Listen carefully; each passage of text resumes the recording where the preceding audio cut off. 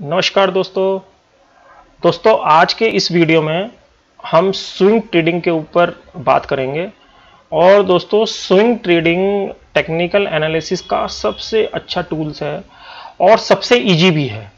और इसके अंदर सबसे अच्छा बात यह है दोस्तों कि इसमें फ्यूचर ट्रेडिंग का भी कोई झंझट नहीं है। आप इसको कैश मार्केट के अंदर भी ट्रेड कर सकते हैं, यानी आप इसको कैपिटल मार्केट में भी अपने कैपिटल साइज के हिसाब से रिड्यूस कर सकते हैं और डिक्रीज कर सकते हैं और इंक्रीज कर सकते हैं अपनी पोजीशन साइजिंग के हिसाब से।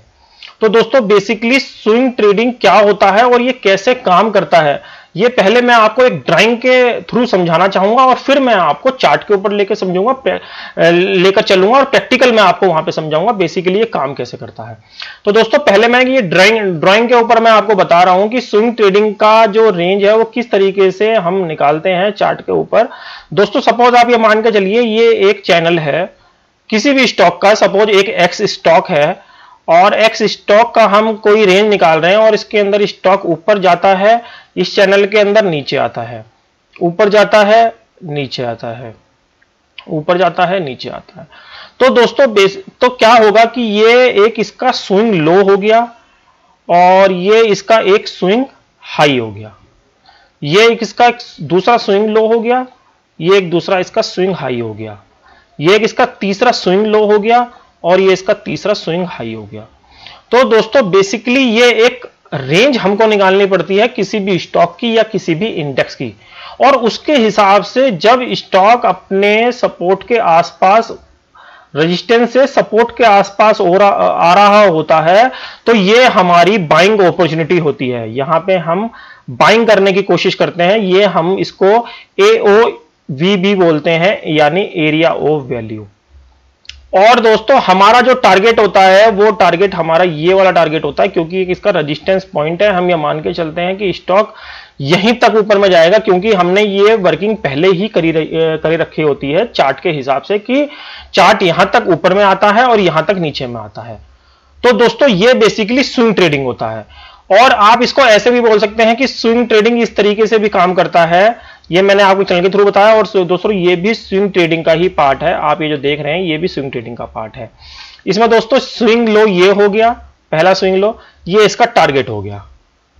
दूसरा स्विंग ये वाला लो हो गया, ये वाला इसका टारगेट हो गया। तीसरा स्विंग ये लो हो गया, ये इसका टारगेट हो गया। फोर्थ स्विंग ये हो गया और ये इसका टारगेट हो गया।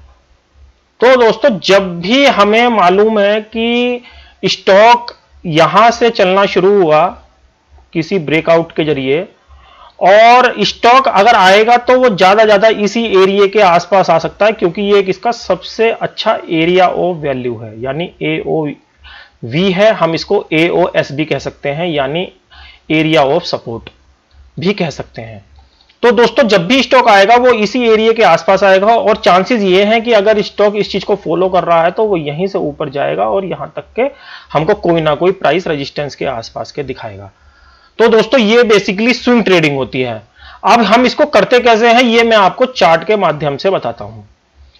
दोस्तों ये है, मैं आपको ICICI बैंक का 1 डे का चार्ट के ऊपर ये मैंने कुछ पॉइंट क्लियर करे हुए हैं, जिसके अंदर स्टॉक ने यहां पे पहली बार इस वाली कैंडल के अंदर 336 के एरिया को पहली बार इसने यहां पे ब्रेकआउट दिया।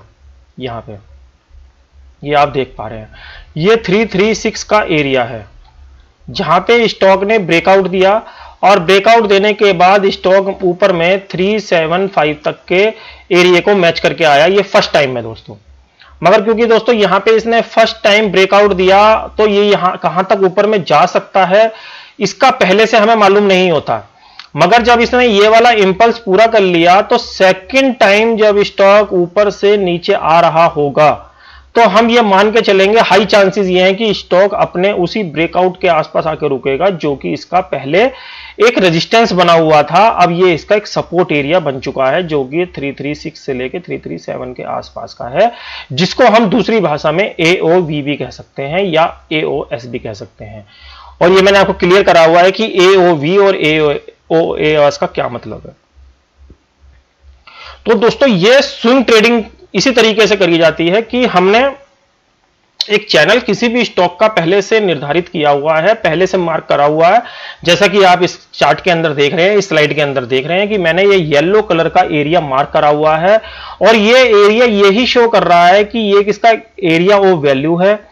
हाई चांस ये है जब भी स्टॉक इस एरिया में आएगा वो यहीं से रिवर्स करके ऊपर की साइड जाने की कोशिश करेगा, जो कि इसका ये वाला इंपल्स है ऊपर का।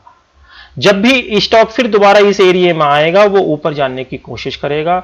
जब भी स्टॉक तीसरी बार इस एरिया में आएगा वो ऊपर जाने की कोशिश करेगा। जैसा कि आप इस स्लाइड के अंदर देख रहे हैं, ये मैंने इंपल्स के मूव और ये रिट्रेसमेंट के मूव मैंने सब बनाए हुए हैं, जो कि आपको दिख भी रहा होगा कि जब भी स्टॉक इस एरिया में आया स्टॉक ने आपको पूरी तरीके से टारगेट ऊपर के अचीव करके दिखाए। और दोस्तों ये कोई छोटे मोटे टारगेट नहीं होते, आपको देखने में ऐसे लग रहे हैं क्योंकि ये डेली टाइम फ्रेम है।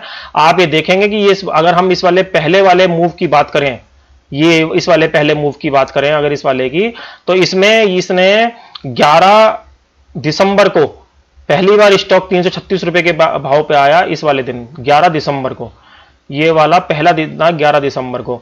और जब इसने ये टारगेट अचीव करा तो ये जो तारीख थी ये 19 दिसंबर।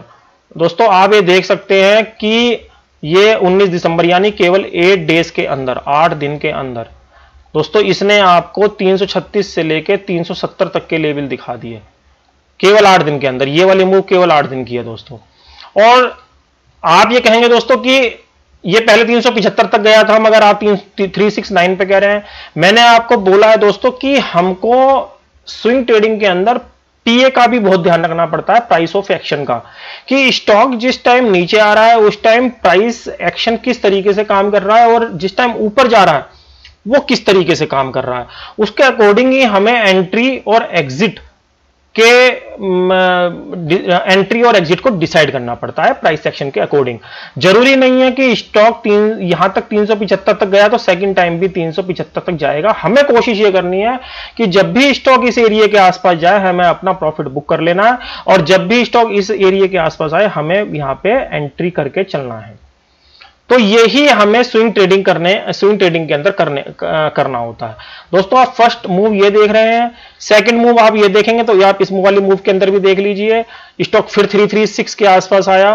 और ये जो दिन था ये भी मैं आपको बता देता हूं, ये वाली कौन सी कैंडल है, ये 28 जनवरी की कैंडल है, रेड वाली कैंडल, ये 28 जनवरी की कैंडल है ये वाली। और इसके अंदर स्टॉक यहां से स्विंग ट्रेडिंग का लो बनाया और इसने जो हाई बनाया वो 31 जनवरी। दोस्तों 3 दिन के अंदर इसने अपने टारगेट अचीव कर लिए इस वाली कैंडल के अंदर, 3 दिन के अंदर। आप देख रहे हैं दोस्तों कि अगर आप वैसे फ्यूचर ट्रेडिंग करेंगे तो आपको कितना टफ होता है, क्योंकि आपने पहले से एरिया नहीं निकाले हुए हैं, ना रेजिस्टेंस का ना सपोर्ट का। आप केवल लेके बैठ गए हैं और अपने टारगेट का इंतजार कर रहे हैं। वो टारगेट आपको मालूम भी नहीं है कि आपको ऊपर में कहां तक अपने स्टॉक को सेल करना है और आपको ये नहीं मालूम कि आपको कहां पे एंट्री करनी है। तो दोस्तों यही काम होता है स्विंग ट्रेडिंग का। वो आपको सपोर्ट भी पहले से बता के चलता है और रेजिस्टेंस भी आपको बता के चलता है, जिसके जरिए आप अपनी ट्रेडिंग को ज्यादा अच्छे तरीके से कर पाते हैं। बॉटम के आसपास आपको बाइंग करनी है और रेजिस्टेंस के आसपास आपको सेल करना है। सीधा सा कॉन्सेप्ट है, इसके अंदर कोई कॉम्प्लिकेशन नहीं है, कोई इंडिकेटर का यूज नहीं है, कोई मूविंग एवरेज का यूज नहीं है।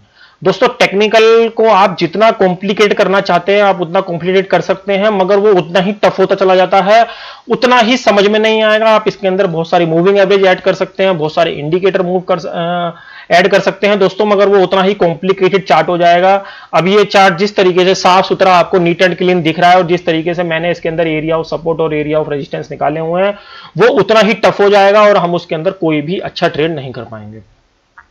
तो दोस्तों मैं तो सिंपल ट्रेडिंग के अंदर विश्वास रखता हूं और उसी को मैं लोगों को बताने की कोशिश करता हूं और वही मैं अपने वीडियो के अंदर आपको छोटी छोटी चीजें कॉन्सेप्ट के छोटे छोटे कॉन्सेप्ट मैं आपको बता के चलता हूं जो सबसे इजी कॉन्सेप्ट है। दोस्तों ये बेसिकली मेरा फेवरेट स्ट्रेटजी है और ये मैं इसी पे काम करता हूं और कैश मार्केट के अंदर टोटल मैं काम करता हूं। मैं फ्यूचर के अंदर कोई काम नहीं करता और फ्यूचर के अंदर मुझे काम करना होता है तो मैं इंट्राडे ट्रेडिंग करता हूं और ओवरनाइट ट्रेडिंग के लिए मैं फिर इसको हैच करता हूं अगर मुझे 1-2 दिन की ट्रेडिंग करनी है। अब दोस्तों ये तो हो गई फर्स्ट स्लाइड की बात। अब मैं आपको सेकंड स्लाइड के अंदर दिखाता हूं। सेकंड स्लाइड के अंदर दोस्तों ये स्टेट बैंक का चार्ट है, इसके अंदर भी दोस्तों मैंने इसी तरीके से ये एरिया ऑफ वैल्यू निकाला हुआ है। इसके अंदर आप यहां देखेंगे यहां पे स्टॉक ने फर्स्ट टाइम ये 234 रुपए के आसपास यहाँ पे सपोर्ट लिया, यहाँ पे फर्स्ट टाइम, और यहां से स्टॉक इंपल्स लेता हुआ यहाँ पे इसने एक रेजिस्टेंस बनाया। क्योंकि दोस्तों जैसा कि मैंने आपको बताया, पहली मूव तो आपको केवल देखनी पड़ती है, तो आप पहली मूव में कुछ नहीं कर पाएंगे, मगर जब सेकंड ये इसको रिट्रेस कर रहा होगा, इसको कंफर्म कर रहा होगा इस मूव को, तो ये यहीं पे आकर रुकेगा जहां पे इसने पहली बार सपोर्ट लिया था। तो ये अपने AOV के आसपास ही आकर रुकेगा, जैसे भी आप देख पा रहे हैं। इस सेकंड वाली कैंडल ने 232 रुपए का एग्जैक्ट लो मारा, और 232 रुपए का जो लो मारा वो 26 अप्रैल 2018 को दोस्तों इसने 232 रुपए का एग्जैक्ट यहां पे लो मारा। और उसके बाद इसने जो टारगेट अपने अचीव किए आसपास के हाई के आसपास के, वो 15 मई यानी दोस्तों करीबन 20 दिन के अंदर इसने आपको अच्छा खासा मुनाफा यहां से दे दिया। ये आप देख रहे हैं, ये एक बेरिश कैंडल है, ये यहां तक नहीं जा पाया, वो इसी वजह से हम यहां इसको कमिट नहीं कर सकते, क्योंकि यहां पे पहले ही प्राइस एक्शन ने नेगेटिव शो कर दिया यहां पे। तो हम यहां पे अच्छा खासा हमें, क्योंकि 22-25 रुपए का स्टेट बैंक जैसे शेयर में मुनाफा मिल रहा है, तो हम यहां से एक अच्छा खासा मुनाफा आप निकाल के एग्जिट हो सकते हैं, क्योंकि यहां पे प्राइस एक्शन ने हमें नेगेटिव शो करा है। यहां पे जैसा मैं आपको बता रहा हूं, ये टोटली प्राइस एक्शन से भी कंबाइंड होता है। ऐसा नहीं है कि स्विंग ट्रेडिंग का ये मतलब ये होगा कि आपने सपोर्ट पे ले लिया और हाई पे बेच दिया, ऐसा नहीं है दोस्तों, बिल्कुल भी। प्राइस एक्शन भी आपको समझना होगा, और वो प्राइस एक्शन के जरिए ही आपको पता लगेगा कि स्टॉक यहां से ऊपर जाएगा या यहीं से नीचे आ जाएगा। अब दोस्तों आप तीसरे पॉइंट के अंदर क्या देख रहे हैं, स्टॉक बिल्कुल उसके आसपास नहीं आया, मगर उस एरिया के आसपास आके तुरंत वहीं से ऊपर चला गया। आगे देख रहे हैं दोस्तों, ये वाला एरिया था, ये एरिया 238 रुपए का था, और जो इसका पहले वाला एरिया था 233 रुपए का था। तो अगर आपको यहां पे कोई कंफर्मेशन मिल रहा है, तो जरूरी नहीं है दोस्तों आप यहां पे स्टॉक को आने का इंतजार करेंगे। आप यहां पे भी स्टॉक को बाइंग करके यहां तक का स्टॉप लॉस लगा के 231 रुपए के आसपास का स्टॉप लॉस लगा के आप इस स्टॉक को राइड कर सकते हैं, फिर दोबारा ऊपर। तो दोस्तों ये पावर होती है स्विंग ट्रेडिंग की, जिसके अंदर आपको पहले से एरिया ऑफ वैल्यू पहले से निकालना पड़ता है, रेजिस्टेंस का भी और सपोर्ट का भी, और उसके बेस पे ही आप कोई ट्रेडिंग फर्दर कर पाते हैं। अब दोस्तों ये लास्ट स्लाइड में आपको और दिखाऊंगा। लास्ट स्लाइड के अंदर ये सन फार्मा का चार्ट है, और ये भी डेली चार्ट है, और ये आप देख पा रहे हैं कि सन फार्मा ऊपर नहीं जा पा रहा था, और ये स्टॉक ने यहाँ पे 405 रुपए के आसपास एक ब्रेकआउट दिया। ये वाला, इस वाली कैंडल में 405 रुपए के आसपास ब्रेकआउट दिया, और फर्स्ट टाइम सन फार्मा यहां से राइड करता हुआ ये आपको करीबन लेवल है दोस्तों, ये वाले 440 रुपए के आसपास के यहां पे लेवल दिखाने में कामयाब हो गया, 405 रुपए से लेकर 440। अब दोस्तों जैसा कि मैंने आपको बोला, जब भी स्टॉक इंपल्स के रूप में ऊपर जाएगा तो वो रिट्रेस करने के लिए उसको नीचे जरूर आता है जहां से उसने ब्रेकआउट या सपोर्ट लिया था। तो यहां पे ब्रेकआउट दिया था, तो बिल्कुल एग्जैक्ट देखिए स्टॉक वहीं पे आया, 405 रुपए के आसपास आया पहली बार, और स्टॉक ने इसके अंदर बिल्कुल एग्जैक्ट वही मूव लिया 440 रुपए के आसपास।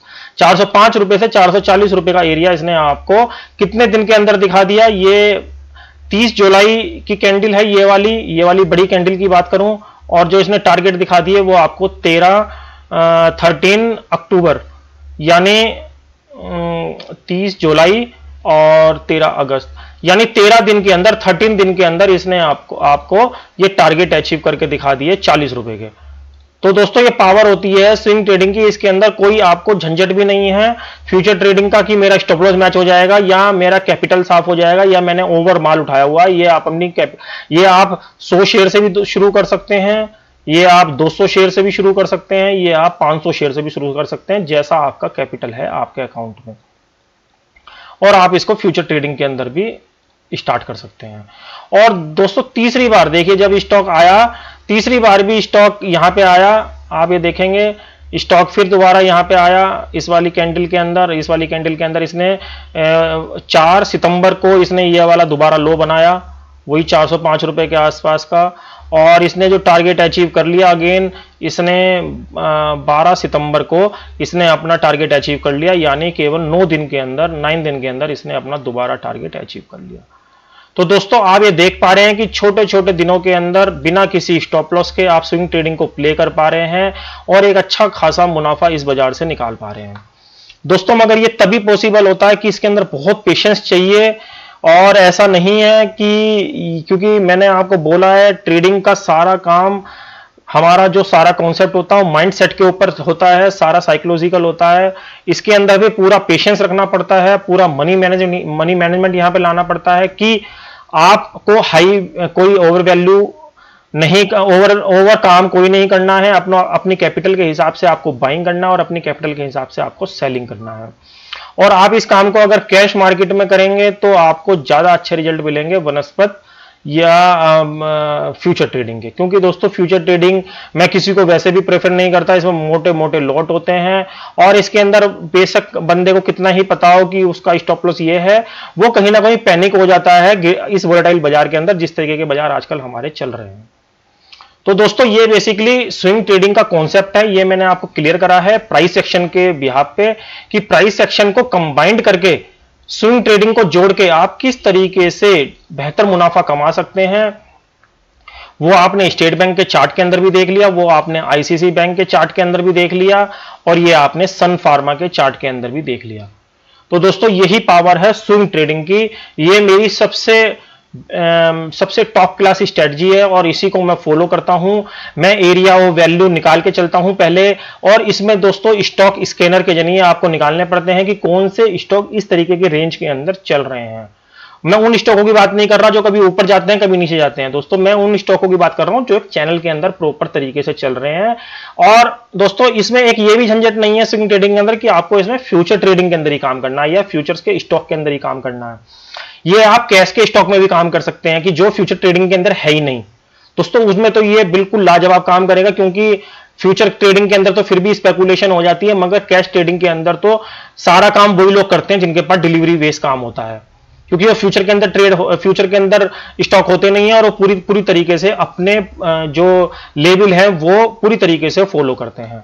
उसके अंदर वो स्विंग ऊपर नीचे के वो बड़े बड़े स्विंग भी नहीं आता है।